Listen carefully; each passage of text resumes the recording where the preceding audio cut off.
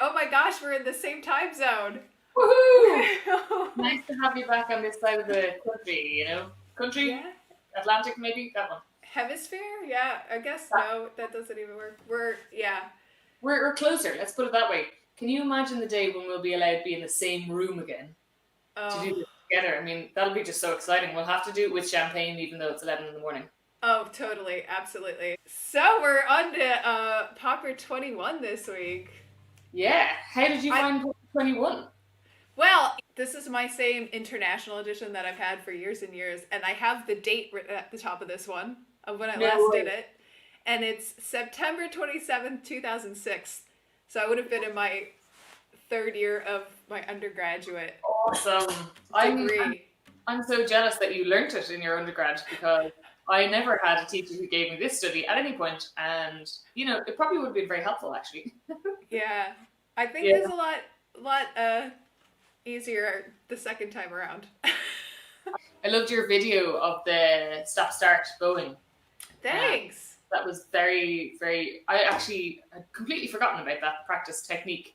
I haven't Yeah, used it in years, so that's really handy to throw back in the it bag of tricks. it is like my total go-to for slurred passages for just like everything. We'll Really? probably do some more of that this year, no doubt, because there are tons of the popper studies that have those really long slurs, and it's just so much for the bow, isn't it? Sure. Just stay relaxed, while you're doing it, and not be worried about the fact that you have so many notes that the arm just has to, sync and sing at the same time. I really loved your video too. I mean, so many of your points were like exactly on the same page as what I was thinking. And I was going to add to something you said. So, it's like the fourth line on the first page, that passage in double stops, which I totally did. But I think that passage as well is super tricky for the bow crossings. So Yeah. I actually, with the metronome, would practice it like with just those string crossings without the left hand too. Like, Or some people like to sing it, don't they? Yeah, if you can actually sing in pitch, maybe do that as yeah. well. Oh, well, you're the one with grade eight voice, so Yeah, that doesn't actually mean that I, have a nice one or can pitch at will, but that is definitely outside of my range oh, of that high A. Man, ooh, I'm not a sometimes soprano. sometimes my students literally look at me and ideally you're trying to get the musical thought across, and I'm like, there's no shame here, just sing, and if it's horrendously horrific, what you're trying to produce musically, so let it out. It's quite fun to make weird noises, isn't it? Yeah, totally. I think it drives home the fact that, even though these are studies, they're preparing us for playing music. And along those lines too, a lot of this is about how you maneuver some of these preparations and changes in a way that's both musical and technically possible. Because really, I mean, with some of these studies, you might play them just strictly metronomically, and I would definitely practice this with the metronome. But in the context of actual music, you would never play something like this just absolutely 100% in time. Absolutely. And even like the timing, say the very last line on the first page, where you're shifting back with your thumb. I noticed that my thumb shift was a tiny bit delayed for, you really have to lighten and go earlier than you think Yeah. for it to be really fluid and not to be interfering with the bow. There's just so many things going on. It's really good for the brain. Yeah, totally. Speaking of that, you really sparked my brain with your comments about the grace notes. And I wanted to ask you I'm playing off the international edition. I don't know what edition you're using, but I have grace notes written for the first line. And then after that, I have a mordant written. And I realized I never thought about this, but I was like, is there really a difference in how we're doing those grace notes versus the mordant? Like, is the mordant more on the beat and the grace notes are more before? Have you thought about that? I mean, I literally just never did. Yeah. I assumed that was just lazy publishing. Yeah. Didn't want to put in the grace notes because it's really irritating to put that in musical paper. But it's a good question, actually. I suppose if any cellists have a look at this and have any thoughts on it, I presumed it was just going to be like the grace notes for again. How you suppose if you're thinking about Baroque music versus a mordant and how they'd be played in Popper's time, you'd probably play them before the beat. Yeah. some people seem to want to do them on the beat. I just prefer the sound of it before the beat. Yeah. Well, see, I'm not even sure. You'll have to tell me after I play it if I've done it before the beat or not. Because It's so close though, because a few times when I was practicing it, you know, you really have to get prepared early, and if you're just a tiny bit late and you're string crossing, it's going to be on the beat, you know. yeah. So I think once it fits in within the time scale, we're probably all covered. How did you find the two high passages where you end on the ridiculous notes at the top? So I'm on my real cello, Mr. Darcy, he's called, and I'm so glad to be reunited. But I had to actually like take some steel wool last night and like clean off my string and the bridge. It's kind of a funny one because by the time you get up to both of them, especially the second one, I found you had to really do quite a long down bow in order to have enough room for the last note. Oh yeah. You know, just otherwise you're dead. So Yeah. just that bow distribution constantly, even when I turned the page, or didn't turn the page, but just if my eyes, you know, sight reading a piece, and you leave it a little bit late, and suddenly that 2-bar bow on the first 2 bars of the second page just comes out of nowhere. You know, there's a lot of string. Yes. You need more bow for that, so you have to save more at the start. And if you had your mind on your breakfast, you'd be in trouble. If I was doing this in a performance or something, I'd probably write in a lot of like reminders to look ahead for the, you know, save. Or one of my favorites is the exclamation mark in the little triangle. We know that very well, don't we? Exactly. From, that's a famous one at RTE. Yeah, so the dynamics are interesting, right? Like this, these hairpins we have in the second line.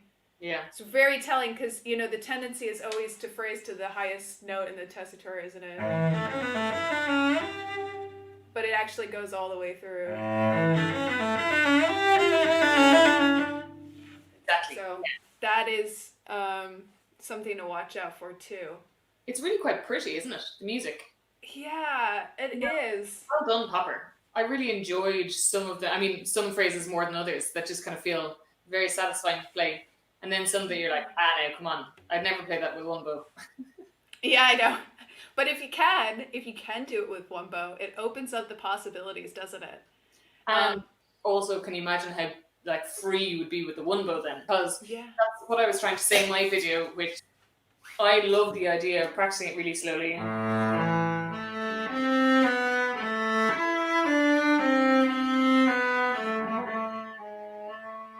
So that if you actually can play it at that speed, when you speed it back up again, it doesn't bother you at all. That's a favourite one of mine where, you know, if I can play any long bow like that at half the speed, then, you know, you have room to save and room at the end in case you need it to phrase. Yeah, it's a very paradoxical thing, isn't it, of that sense of it's actually easier to go faster. Yeah. So I think it was really good actually that you said that because, you know, some people who are less familiar with these might think that sounds really weird, but it's completely the bow that's dictating your ability to play this. And sure. I find a lot of times people focus too much on the left hand. I mean, obviously we need to pay attention to both, but if you've practiced this a lot and you feel quite secure on it, a lot of times it's the bow that's prohibiting it from, you know, actually speaking or actually working. So, one other thing I thought, I don't know, do you do the universal arpeggio fingering for things? Do you know about that? Yeah. So, yeah. I might do a separate video on that because I think it's like great, like little cello nerdy thing for people to latch on to. But there's a great passage that's sort of, if you practice the universal arpeggio fingering, it's this E major-ish thing. So Popper gives you a lot of opportunities to use technique that maybe you're already using or you want to start incorporating into your practice. And it's just a way of like looking for those patterns. Like, oh, I can already do this basically because I know the universal arpeggio fingering. And exactly. And also as a working musician that you turn up, someone somewhere has a giant cello solo and you turn up 5 minutes beforehand and you don't know that there's a giant cello solo. So you have to be able to recognize the patterns and just do it at sight. So this is all training for that. I love that bit because every time I get there, I go. I just can't help myself. It's so like, yes. I know. It's like, whew, Yeah, take exactly. a breather. 2 bars of freedom. No matter what's happened so far, oh, I've arrived. Oh, I love it. It's like, there's another one as well that. Yeah, beautiful. Anything else at the end? Did you have any problems with the octaves at the end, or how did you find those? Well, let's see. I mean, you know me. I practice my double stops every day. But I think the trickiest bit, right, is practicing the one that's the minor third, the A to the C natural. Of course, and that does feel like it's getting substantially smaller, doesn't it? To me, it did anyway. And then when you're there, you also have to pull the bow more, so that you have enough room for da da yeah, and that catches you by surprise. It did for me anyway. Yeah, and that's a great opportunity to remind people. I mean, I'm sure many who are watching this already know this concept, but you know, as we're playing further up the fingerboard, we need to move the bow closer to the bridge. Sure. You know, and that's just a thing that even if you know it in your head, you can forget to do it in the moment. So constant reminder of incorporating that sort of thing. Yeah. The crescendo. So much going on in this one. I just love it. So much. Okay. Are we ready to have a go? Let's do this. All right. Today. Yeah, you get to go first this week. Woohoo!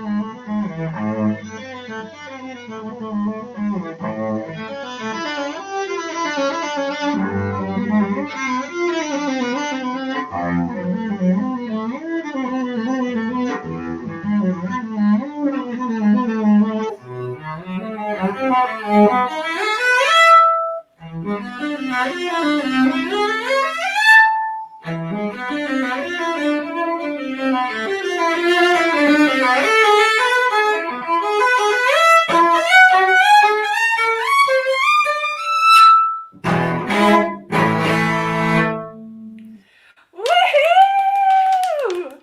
Round of applause! Awesome. That was Ooh. Thank you. Oh man, Ailbhe, that was really awesome. Thank So you. musical. I'm like so inspired. I'm glad you played first because I get to get inspired by your sound and your commitment and energy. You totally owned the like total like it's like I'm dominating this. Happy days. You inspired me, Ailbhe. I was actually when I've been practicing that, I was kind of like, coming away from it, making a like gentle diminuendo. But I was like, no, I'm going for it. I'm going for it. I mean, wow, awesome! I'm just so impressed. We're totally like in control. You're like, yeah, this is not study. Oh man, it's funny how tiring it is to play it through, isn't it? Yeah. And also, as I was trying to kind of learn how to play through it, I actually suddenly realized that you can't have the weight all the time, or you just physically won't get there to the end. Mm-hmm. So good to practice how little weight you can put down. Yeah. So it actually is more efficient towards the end. But yeah, whether you can pull that off while you're performing it or not is another deal entirely. I know. I hear what you're saying about the lightness in the left hand. I mean, I've played it through, but it's one thing playing it through and performing it. And yeah, I mean, just in the heat of the moment, you have to be so light with that left hand. It's rather exhausting after a page. Yeah, exactly. And then you're like, I have another page to play. What's this about? I know. Yeah. I think good job us. I mean, that one is just, it's definitely a worker. Yeah. I feel like I deserve a cupcake after that. 100%. Maybe even two. One for each of us. Oh yeah, let's make our own cupcakes. We'll we'll have to have our own little rewards. We'll see you next week for Popper 10. Popper 10. Woo woo! Yay! Let's do it. Something entirely different. Bye. Bye.